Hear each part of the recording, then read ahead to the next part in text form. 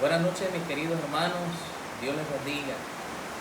Quisiera compartir con ustedes en esta preciosa noche el tema Elí, un sacerdote que deshonró a Dios.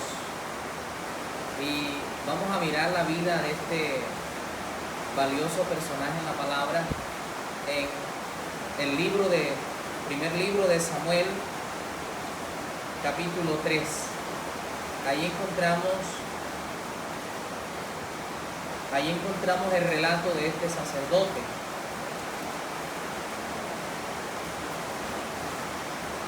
Donde a este sacerdote se le da, o Dios le dicta una de las profecías quizás más duras que vamos a encontrar, porque se trata de una profecía que tiene que ver con juicio. En el primer libro de Samuel, capítulo 3, versículo 11, nos dice: y el Señor dijo a Samuel: estoy a punto de hacer una cosa en Israel, el cual hará retumbar ambos oídos a todo aquel que lo oiga. Ese día cumpliré contra Elí todo lo que he hablado sobre su casa, desde el principio hasta el fin, porque le he hecho saber que estoy a punto de juzgar a su casa para siempre, a causa de la iniquidad de la cual él sabía, pues sus hijos trajeron sobre sí una maldición y él no los reprendió, no los estorbó. Por tanto, he jurado, dice Dios, a la casa de Elí, que la iniquidad de su casa no será expiada jamás, ni con sacrificio, ni con ofrenda. Cuando leí esta palabra, me llamó mucho la atención la vida de este personaje, y quiero empezar resaltando algunas características acerca del sacerdote Elí. En primer lugar, empezar diciendo acerca de su llamado y dejar bien en claro el llamado de Elí, que había sido llamado por Dios, había sido escogido por Dios, que estaba en ejercicio del sacerdocio. Eso lo vemos en el capítulo 1, versículo 3, donde el relato nos cuenta que todos los años un hombre llamado Elcana subía de su ciudad para adorar y ofrecer sacrificio al Señor de los ejércitos en Silo. Allí los dos hijos de Elí, Ofni y Fines, eran sacerdotes del Señor. En este mismo capítulo 1 nos dice en el versículo 12: mientras ella continuaba en oración refiriéndose a Ana delante del Señor, Elí le observaba la boca. Ahí ratificamos por esta palabra cómo Elí se encuentra activo en el sacerdocio, en el ministerio. ¿Y por qué empiezo hablando del llamado? ¿Por qué es importante el llamado en la vida de un siervo de Dios, en la vida de una persona que Dios escoge para servir aquí en la tierra? Porque nos hemos dado cuenta cómo el llamado de Dios está quedando a un lado. Hoy cualquiera puede autoproclamarse ministro de Dios, pastor de Dios en este tiempo. Pero la palabra sienta un precedente que para servir al Señor necesitamos ser llamados. Ese mismo llamado era muy indispensable, muy necesario aún para el ministerio de los profetas en el Antiguo Testamento y puntualmente aquí en el libro de Samuel. Encontramos en el capítulo 2, hablando del llamado de Elí, cómo este varón también tenía promesas perpetuas. En el capítulo 2, verso 28, el Señor le había dicho: no los escogí de entre todas las tribus de Israel para ser mis sacerdotes, para subir a mi altar, para quemar incienso, para llevar un efod delante de mí. No le di la casa de tu padre todas las ofrendas encendidas de los israelitas. ¿Por qué pisotean mi sacrificio y mi ofrenda que he ordenado en mi morada? Y honras a tus hijos más que a mí, engordándose ustedes con lo mejor de cada ofrenda de mi pueblo Israel. Entonces, refiriéndonos al llamado de Elí, es un hombre llamado por Dios, está en ejercicio está en el templo, sus hijos también están activos en el ministerio. Y quiero hablar ahora de un segundo aspecto de Elí, y es su aspecto físico. El capítulo 2, verso 22 nos dice que Elí era un hombre muy anciano. Otra traducción bíblica nos va a decir que era un hombre de edad muy avanzada. Y esto me hace pensar a mí como ministro de Dios, también como servidor del Señor. Debo aceptar y reconocer en mi vida ministerial que algún momento de mi vida tendré que llegar a esa edad. A muchos les cuesta, queridos hermanos, aceptar que tienen en algún momento de su vida que tener que transicionar, cederle el lugar quizás a un sucesor, tener que entregar cuenta de lo que ha sido nuestra vida y también nuestro ministerio. A algunos nos cuesta aceptar que envejecemos. En el capítulo 3, versículo 12 nos dice de su aspecto físico también, que Elí estaba acostado y dice que no podía ver bien. Era un hombre que ya su visión, no tanto espiritual sino física, su vista física estaba bastante decaída. Otra traducción dice que estaba casi ciego. Y el capítulo 4, versículo 18 nos habla de otro aspecto de su parte física. Es que cuando este mensajero le trae la noticia de que el arca de Dios había sido secuestrada por los filisteos, dice que él estaba sentado y su asiento se fue hacia atrás junto a la puerta y se rompió la nuca y murió, pues era entrado en años y pesaba mucho. Esa parte pesaba mucho, nos da a entender que estaba bastante gordo. Eso nos hace pensar un poco cómo quizás había descuidado su salud y bueno, estaba bastante pesado, dice también otra traducción bíblica. En tercer lugar, su condición familiar. Bueno, se nos habla de los hijos, no se nos dice nada de la esposa, pero tener hijos que le acompañen en el ministerio, a un sacerdote, a un pastor en este tiempo, representa también una gran garantía, teniendo en cuenta que, o mirando también, o revisando que estos hijos también hayan sido llamados por el Señor. En el caso de Elí, este llamado en el Antiguo Testamento era un llamado que implicaba a la familia, cosa que ya hoy no ocurre en el ministerio pastoral en este tiempo. Por lo tanto, se necesita revisar que también nuestros hijos, si van a servir al Señor, sea el mismo Dios quien los haya llamado. Entonces, quiero incluir ahora otro aspecto, y es su condición emocional, o mirar un poco su perfil psicológico, porque en el capítulo 2, versículo 12, la descripción que se nos va a decir, o que se nos va a dar el relato bíblico de los hijos de Elí, es que eran hombres perversos, hombres indignos, que no tenían temor del Señor. Ahora, el primer centro de educación para un hijo es el hogar.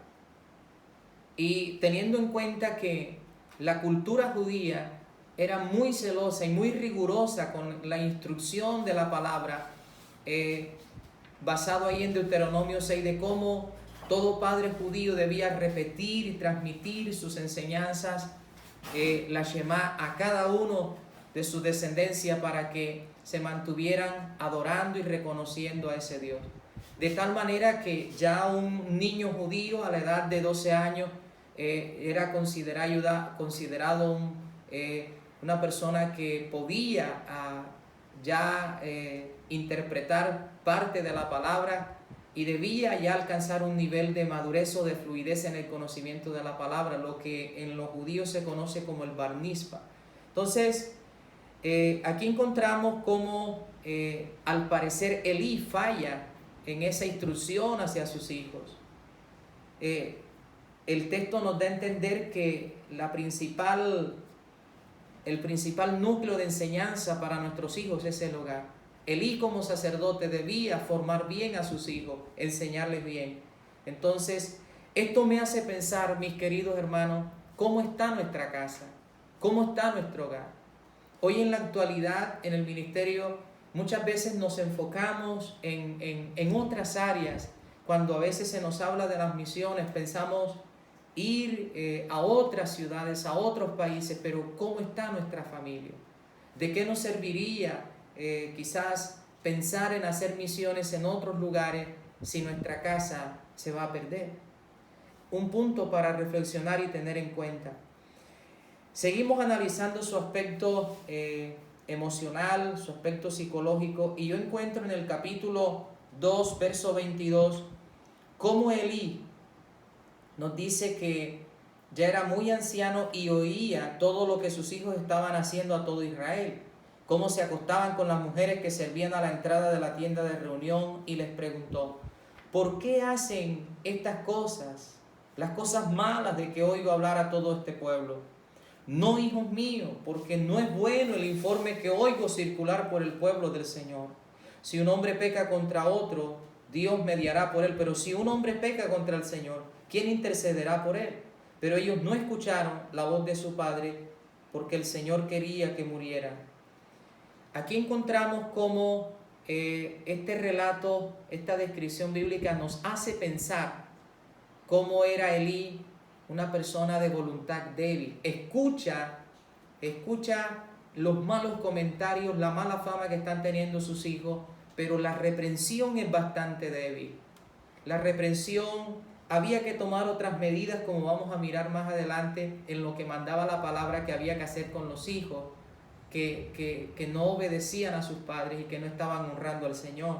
Entonces, aquí vemos a un hombre de disciplina, sin disciplina, un hombre de voluntad débil, reconoce el error, pero no toma medidas. Y el capítulo 3, verso 13, cuando el Señor le da un mensaje a través de Samuel, mire las respuestas un poco simple que utiliza. Dice: porque le he hecho saber, le está diciendo Dios a Samuel, le he hecho saber que estoy a punto de juzgar su casa para siempre, a causa de la iniquidad de la cual él sabía, pues sus hijos trajeron sobre sí una maldición, y él no los reprendió, no los estorbó.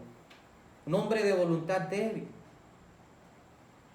un hombre que reconoce su error pero no lo corrige, le faltó decisión, resolución, era bastante pasivo, conformista, porque frente a una palabra de juicio dada por el Señor, lo que podía hacer Elí era humillarse ante el Señor e invocar la misericordia de él. Yo quiero que pensemos aquí, como dije al inicio, Elí, un sacerdote que no honró al Señor. ¿Qué pasa cuando nosotros no honramos al Señor? Y es aquí donde entran en escena los profetas. Como los profetas hemos aprendido que están aquí para denunciar cuando no solo el pueblo, sino también los sacerdotes no están caminando conforme a la palabra del Señor. Ellos anuncian, denuncian, buscando que también haya una decisión por parte de los sacerdotes y del pueblo de volvernos al Señor. Y es precisamente aquí donde el Señor le habla a través de Samuel, y le habla también a través de lo que conocemos en esta palabra, a través de un varón de Dios. Capítulo 2, verso 27 nos dice: entonces un varón de Dios vino a Elí. Esta clase de profetas es lo que hemos aprendido que se definen o se conocen como los Ish Elohim. Son personas que muchas veces en el relato bíblico no se nos da nombres de ellos.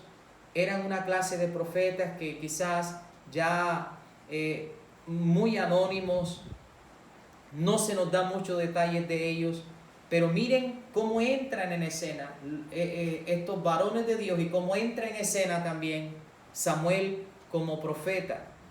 Ahora, pensemos aquí un poco en qué necesitamos corregir en nuestra vida. Pensemos, si Dios nos enviara un profeta como Samuel hoy, ¿qué clase de mensaje nos daría? ¿Cuál sería el mensaje que un profeta nos daría hoy? Teniendo en cuenta que el profeta no es aquel que muchas veces se enfoca o su mensaje tiene un mensaje que tiene que ver con el futuro. No. Hemos aprendido por la palabra del Señor que un profeta es aquel que analiza la situación actual de la nación, del pueblo, de los líderes. Y basado en ese análisis, en esa inspección, en esa investigación que ha hecho y la lectura que hace de la ley del Señor, de la palabra, empieza a dar un mensaje haciendo ese análisis, ese exégesis, esa interpretación de lo que puede pasar. Y lo que este varón de Dios le está diciendo a Elí es: lo que te puede pasar, de acuerdo a lo que dice la palabra en Deuteronomio, es que puedas terminar siendo desechado por el Señor. Es una palabra muy fuerte que hay que tener en cuenta. Entonces, quiero enfocarme en un cuarto aspecto, y es la condición espiritual. En el capítulo 1, versículo 13, se nos dice que cuando Ana oraba, nos dice que Elí, como sacerdote, dice que Ana hablaba en su corazón, solo sus labios se movían y su voz no se oía, y Elí pensó que estaba ebria. Entonces Elí le dijo: ¿hasta cuándo estarás embriagada? Echa de ti tu vino. Aquí sí miramos cómo en la parte de la visión ya tiene que ver con lo espiritual. Era un hombre que había perdido ya la visión, el discernimiento espiritual, y termina juzgando a Ana, como decimos, en la carne, humanamente. No discernió qué estaba pasando en la vida de esta mujer. Entonces, en su condición espiritual es un hombre que ha perdido la visión del Señor. En segundo lugar, capítulo 2, versículo 30, el varón de Dios, Elisha Elohim, le resalta: por tanto el Señor Dios de Israel declara: ciertamente yo había dicho que tu casa y la casa de tu padre andarían delante de mí para siempre. Pero ahora el Señor declara: lejos esté esto de mí, porque yo honraré a los que me honran, y los que me desprecian serán tenidos en poco. Este es el versículo clave que nos define o que nos resume toda la conducta de Elí. Un hombre que deshonró, un sacerdote que deshonró al Señor. Ahora, ¿puede un cristiano hoy, puede hoy un pastor, un ministro del Señor, un servidor del Señor hoy también deshonrarle? ¿Puede hoy despreciarle? Claro que sí. Y creo que es uno de los mayores peligros a los que podemos estar enfrentándonos hoy, aquellos que hemos sido llamados por el Señor. Que si no valoramos y si no le damos la verdadera importancia que tiene en la Biblia el ser llamados por Dios, creo que vamos a considerar el llamado de Dios como poca cosa. Elí no valoró ese llamado. Elí no le dio importancia. Y hoy vemos cómo muchos terminan deshonrando el ministerio que les ha dado el Señor, que entre otras cosas es un ministerio muy honroso, tener el ser escogidos por Dios, el ser instrumentos del Señor. En tercer lugar, observamos cómo el capítulo 2, verso 29, el profeta le dice: es que tú has honrado a tus hijos más que a mí.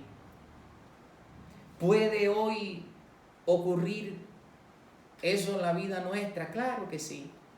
Como muchas veces podemos terminar permitiendo que nuestros hijos en el ministerio terminen deshonrando al Señor y nosotros no hacer nada. Esto también nos ayuda a pensar cómo Elí, como sacerdote, le dio más valor a sus hijos. Lo que mandaba la Biblia en Deuteronomio 21, verso 18, era que cuando los hijos eran rebeldes y desobedientes, tercos, debían llevarse a las afueras de la ciudad ante los ancianos y ahí ser apedreados y morir. Elí, como sacerdote, como maestro de la palabra, sabía que este era lo que mandaba la palabra y no lo hizo. No los destituyó. Por eso hoy también observamos cómo algunos pueden terminar deshonrando al Señor, y nosotros también como sacerdotes no hacer nada. Vemos también en el capítulo 3, verso 13, Dios le envía un profeta. ¿Y de qué manera hoy puede denunciar Dios nuestro pecado? Es interesante notar cómo Dios le habla a Elí a través de Samuel y le da a entender que él está enterado de todo. Eso es una figura que vamos a encontrar también en el Nuevo Testamento, en el libro de Apocalipsis, cuando el mismo Señor Jesucristo denuncia o transmite el mensaje a las 7 iglesias. En muchos de estos mensajes inician diciendo: yo soy el amén, yo soy el testigo fiel y verdadero, dándonos a entender que Él está enterado de todo. Cuando Dios le envía un profeta a Elí, le está dando a entender a Elí que Dios está enterado de todo lo que este sacerdote está haciendo. Muchos hoy piensan que Dios no se da cuenta de la forma en la que jugamos con la gracia y la forma también en la que pecamos, quizás de manera oculta, creyendo que Dios no se da cuenta. Ahora, observamos una de las consecuencias que empieza a manifestarse en la vida de un sacerdote cuando no honra al Señor. Capítulo 3, versículo 1 nos dice que el joven Samuel servía al Señor en presencia de Elí, y la palabra del Señor escaseaba en aquellos días, y las visiones no eran frecuentes. Escaseaba la palabra y no había visión. ¿Cómo podía conducirse el pueblo en este tiempo si no había palabra, dirección del Señor? Si el salmista dice: lámpara es a mis pies tu palabra, es la que ilumina nuestro camino. ¿Cómo hace un pueblo sin la palabra del Señor? Este texto nos da a entender cómo Elí no se había renovado. Espiritualmente era un hombre que no estaba buscando la presencia del Señor, no estaba recibiendo palabra como sacerdote y transmitiéndola al pueblo. ¡Qué peligro para los que hemos sido llamados por el Señor en este tiempo! Y no renovarnos en la palabra del Señor, no buscar su rostro como Dios denuncia a los profetas a través de Jeremías en el capítulo 23. Si hubieran estado en mi secreto, hubieran oído mi voz y se lo hubieran dado a conocer al pueblo, y el pueblo se hubiera vuelto de su mal camino. Creo que una de las necesidades más urgentes de los cristianos de este tiempo es que necesitamos buscar el rostro del Señor para tener palabra de Dios, para tener una palabra fresca que dar al pueblo, y no solo al pueblo cristiano, sino también al pueblo, a la sociedad, a la nación, a los líderes. Y observamos en último lugar de la vida de Elí que Elí no tenía autoridad. En el capítulo 4 observamos cómo el pueblo está en batalla contra los filisteos, y se nos dice en el versículo 3 que cuando el pueblo volvió al campamento, los ancianos de Israel dijeron: ¿por qué nos ha derrotado hoy el Señor delante de los filisteos? Tomemos con nosotros de Silo el arca del pacto del Señor, para que vaya en medio de nosotros y nos libre del poder de nuestros enemigos. El pueblo envió gente a Silo. Escuche quién envió: el pueblo. Y trajeron de allí el arca del pacto del Señor de los ejércitos, que está sobre los querubines. Los 2 hijos de Elí, Ofni y Finees, estaban allí con el arca del pacto de Dios. Elí no tenía que permitir, como sacerdote, que el arca de Dios fuera usada como amuleto.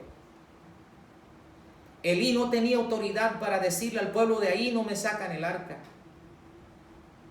Y qué peligro ministrar sin autoridad en este tiempo.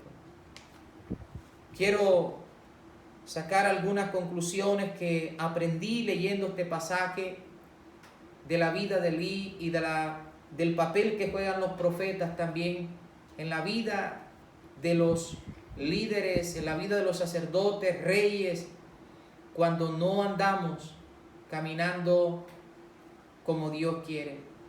Encontramos la primera consecuencia en el capítulo 2, verso 27, cómo ellos son desechados y reemplazados. Dios les dice: yo me voy a levantar un sacerdote fiel y voy a desecharlos a ustedes. En segundo lugar, la segunda consecuencia es que le viene juicio inminente sobre él y su casa.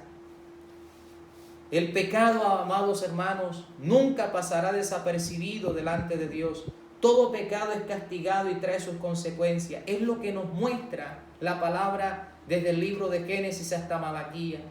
Cómo cada acto de pecado en el libro de los jueces, ese círculo vicioso en el que caían, de que muchas veces estaban bien y en ese momento de estar bien se olvidaban de Dios y venía la consecuencia, como eran oprimidos, y en medio de la opresión ellos se humillaban y clamaban a Dios, y Dios levantaba un juez, un salvador que los libertara, pero luego que eran libertados volvían a seguir haciéndolo mal.